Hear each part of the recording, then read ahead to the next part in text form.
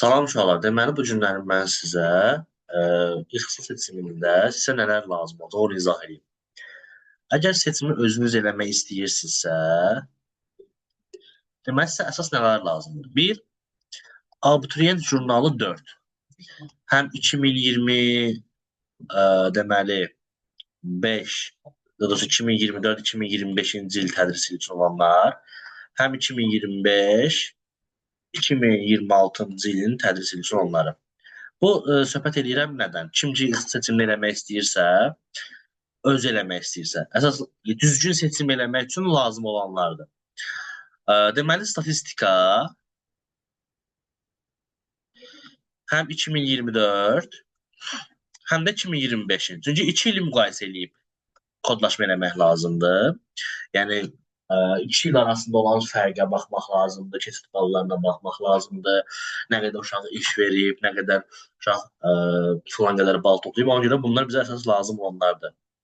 Bir də uşaqlar, 2024-ün keçid balı.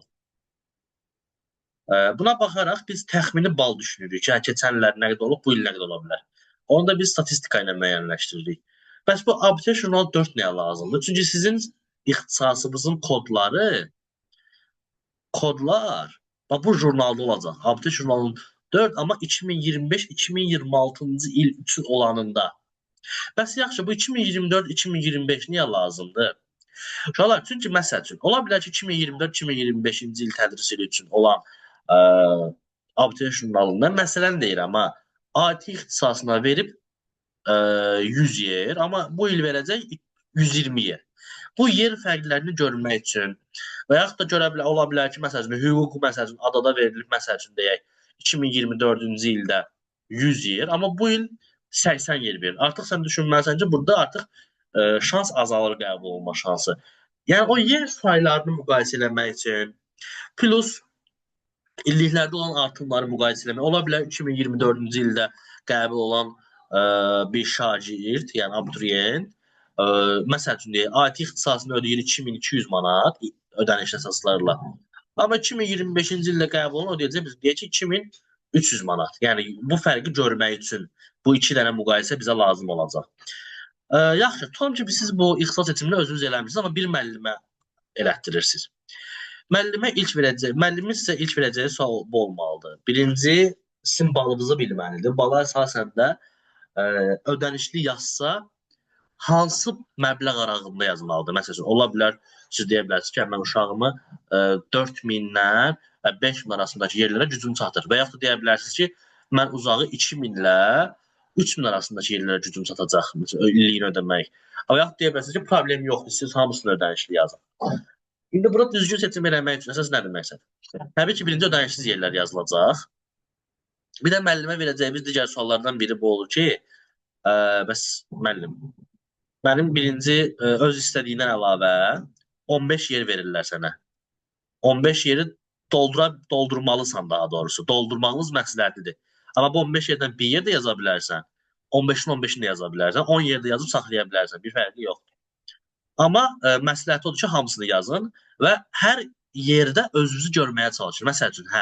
Məsəl üçün, birinci yerə yazılan hüquq, onsuz da mən hüquqa düşəcəm deyib, deməyin ki, ikinci yerə yazın tarixi, nə bilim, yazın sosial işi və yaxud da birinci yerə tibb yazırsan, desən ki, 620 balım var, tibb yazıram, da, bəlkə tibbdən əlavə də bir ixtisas oxumaq istəyirsən, deyəcək, stomatologiya oxumaq istəyirsən də, tibbi yazıb dayanma da. Yaz, məsəl üçün, tibbi yazdın, dalınca da oturub kimyazat yazma da, yəni yazırsansa bir normal samballı ixtisaslar yaz. Yəni ixtisas seçimini ən yüksək istədiyindən ən aşağı istədiyinə doğru aparırsan. Amma 15 yerin 15-ində özün istə. Və yaxud da ki, belə deyim də, əgər bir yeri kodlaşdırırsansa, düşünürsən ki, mən tarix ixtisasına düşüb, orada oxumayacam, yerindən hazırlaşıb verəcəm, onda tarix ixtisasını boş-boşuna yazma. Yəni, əgər təzən hazırlaşacaqsansa, o yeri yazma. Niyə? Başqası bəlkə elə ora qəbul olacaq. Amma yox, yazmışsansa, oxumaq istəsə ged oxu, orada bir problem yoxdur. Amma çalışın ki, oxumayacağınız yeri və yerdən hazırlayacağınız yeri boş-boşuna yazmayın. Yəni, sonradan, düzdür, o sizin haqqınızdır, onu sizə heç kim demir, yaza bilərsiniz. O mən təbii ki, heç deyə bilmərəm. Yazırsan, sonra gəlib oxumursan, o sənin öz seçimindir, heç kimsən məzun. Amma biraz insafla yanaşaq ki, burada rəqabət var da. Sən qəbul olmağın, məsəl üçün deyirsən 6, məsəl üçün deyək ki, sən 361 bal yığmısan. Sən 360 bal yığan, amma o tarix ixtisası istəyir də, çox istəyir o ixtisası. Amma sən istəmirsən. Sən yazıb ora qəbul olacaqsan o yerə, onu oxumayacaqsan. Yəni ki, o yer boş qalacaq. 360 bal yığanda Allah bir gedib hara düşəcək, muzey işinə də düşəcək məsəl üçün. Onun üçün çalışın ixtisas seçim eləyəndə istədiyiniz yeri, oxuyacağınız yeri yazın. Yəni çalışın ki, hər yəni bunu ixtisas yazırsansa oxuyacaqsan. Yəni amma oxumaq istəmirsinizsə, təbii ki də yenə öz haqqında, öz düşüncəndir. Mən məsləhət edirəm ki, yəni oxumayacaqsansa yazıb, yəni oranı doldurma ki, qoy düşə bilənlər düşsün. Yəni düzgün istiqamətin bu yöndədir. Digər nədir uşaqlar? Çalışın ki, hansı ixtisasda yönəlin. Müəllimdən soruşun. Yəni ixtisas seçim edən müəllimdən soruşun. Müəllim, bu ixtisas mənə 4 il sonra nəyi verəcək? Bu ixtisas seçim edən müəllim bunu 100% sənə cavablandırmalıdır. Və yaxud da ixtisas seçirsənsə, əsas məsələ əmək bazarına baxmalısan. Əmək bazarı. Bu əmək bazarı nədir? Kimlərə ehtiyac var bu bazarda? Məsəl üçün, tutam ki, IT sahəsində işləyənlərə ehtiyac var. Bilirsən ki, sabah üçün işləyən qutarandan sonra sən bu sahədə özünü mütəxəssisləşdirib işləyə bilərsən. Və yaxud da müəllimə ehtiyac var. Gedib müəllim olub işləyirsən. Məsələn, elə yerlərə baxmalısan ki, sənə 4 ildən sonra o işə ehtiyac olsun. Və məsəl üçün, politologiya. Bu, təbii ki də o qədər də normal bir ixtisas deyil. Çünki burada işsiz qalma ehtimalı daha çoxdur.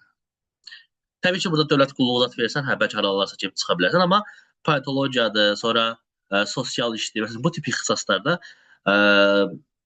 işsiz qalma ehtimalların var. Düzdür, yəni elə olub ki, işləyib yaxşı pul qazana bilərsən, amma işsiz qalma ehtimalı daha çoxdur.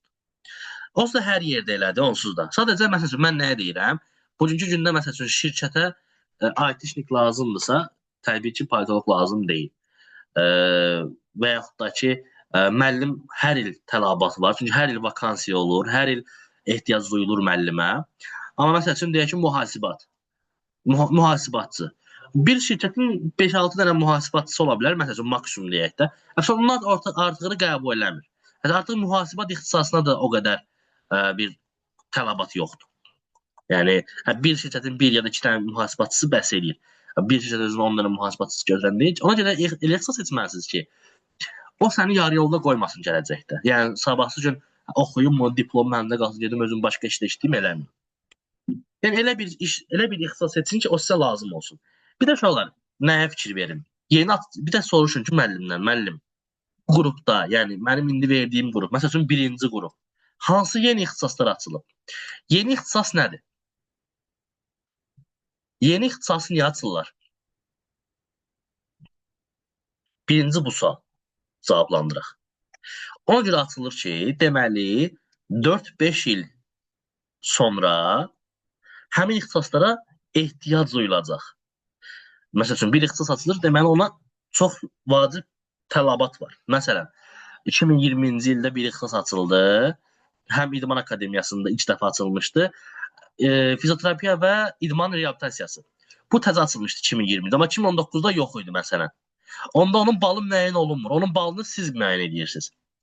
Yəni, o açılan ixtisasa, məsəl üçün, artıq 5 ildən sonra çox yaxşı tələbat var və həqiqətən də özünün doğruluğu ki, bəli, 2020-ci ildə açılan ixtisasa bugünkü gündə idman sahəsində olan həkimlərə çox tələbat var. Çünki günü-gündən idmanda inkişaf eləyir, Azərbaycanda təbii ki, öz yerində inkişaf eləyir, Azərbaycan olması xarici ölkədə inkişaf eləyir. Yəni, buna artıq tələbat var.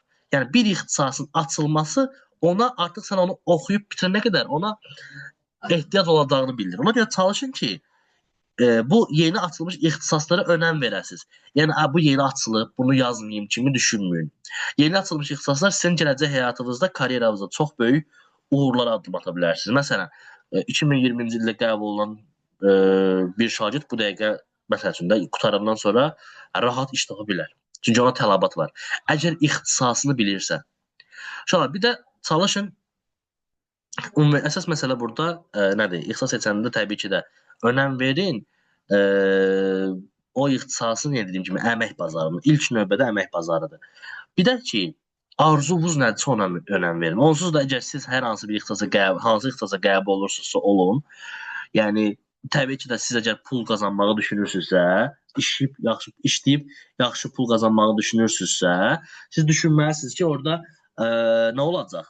Hə, yəni pul da var, həm də sevirsən o ixtisası. Məsəl üçün, bir ixtisası sevmə, məsəl üçün deyək ki, kimyanı sevmə, amma deyək kimya müəllimi ol, ayda məsəl üçün deyək 1500 qazan. Amma səni xoşbəxt eləməyəcək. Amma məsəl üçün, tutalım ki, sən sevirsən fizikanı, sən gedib orada 800 manat da qazansan, o sənə xoşdur. Təbii ki, günümüzdə daha çox pul qazanılan yer sənə xoşdur, amma sən bu kimya ixtisasında ən azı 3-4 il sonra başıma döyəsən ki, ayda bütün mənim əsəblərimi korlayır, bu sənin psixoloji olaraq çökdürə də bilər. Amma fizika ixtisasında işləyib 800 manat qazanmaq sənə hər il o pul alanda sənə özünə də ləzzət eləyəcək, özünə də xoş gələcək.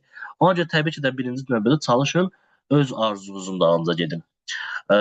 Və həmin istədiyiniz yeri araşdırın. İnternetdə yazan kimi ixtisaslar haqqında məlumatlar doludur. Çalışın ixtisas seçimində birinci növbədə balları yuxarıdan aşağı düzməkdən əlavə, yəni götürüb məsəl üçün də deyək ki, siz birinci, ikinci, üçüncü yerə və ya dördüncü yerə birdən-birə götürüb öz balınızdan 40-50 bal plus yerlər yazmayın. Baxın statistikaya. Statistika önəmlidir. Bu önəmlidir uşaqlar. Bunu elə belə gözünüzdən yayındırmayın. Əgər sən görürsən ki, 600 balı keçən uşaqların sayı, məsəl üçün deyək 2024-də olub 1000 nəfər, bu il olub 1500 nəfər, artıq öz balından 40-50 bal yuxarı yazmağın heç bir adı yoxdur. Uzağı özünü öldür 10 bal artıq yazmağın kifayət edir, o da birinci yerə.